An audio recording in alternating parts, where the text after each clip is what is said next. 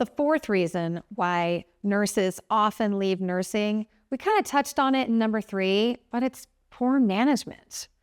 Management that is unequipped or doesn't have enough resources to help their staff, man, it just exacerbates the problems that already exist.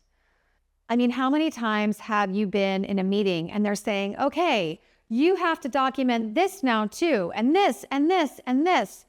Oh, but they're not taking anything else away. Or they're adding tasks and things that you don't feel equipped to do, or you're not getting the training you need to do those tasks, but management isn't getting it, right? They're like, you just got to do it. Just do it.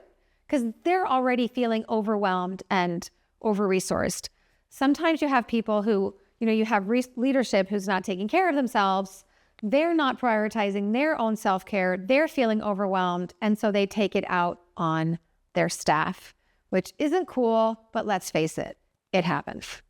Sometimes you know that there's a conference you just have to go to, or you've done this, you were the, Cowdy champion on your unit, or the pressure ulcer champion on your unit, and you've got all this research and you have submitted an abstract to this conference. It got accepted. It's going to make your facility look so good. Your organization looks so good, but they're not going to fund it. They're not going to support you in that. Oh, you want to become a wound care nurse? That's going to have to be on your own time, on your own dime. We're going to use those skills. Yeah, that does not make for a happy nurse. When management ignores feedback from staff and from nurses, great. That doesn't help anybody, right? You're hands-on deck. And your experiences need to be valued. Because let's face it, there's not a whole lot of financial incentive sometimes to step into a position of leadership. And we need good leaders in nursing. Most of the time, and this is what I've seen across the board, so often nurse managers, nurse chiefs, nursing directors are not making the same amount of money as some of the nurses providing direct inpatient care, because managers are on a salary. We might be working 50, 60 hours a week, but we're not going to see overtime. We're not going to see holiday pay. We're not going to see night differential or week differential. So there's not a whole lot of opportunity an incentive to be a great nurse leader, except because you know that you can make a difference.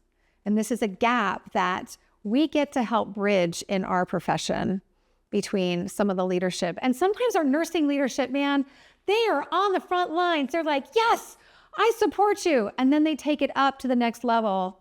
And the next level says, wah, wah. No, we don't have the money for that. We don't have the time for that. We don't have the resources for that. That's not in the budget. And nurses are left feeling undervalued, unheard. And,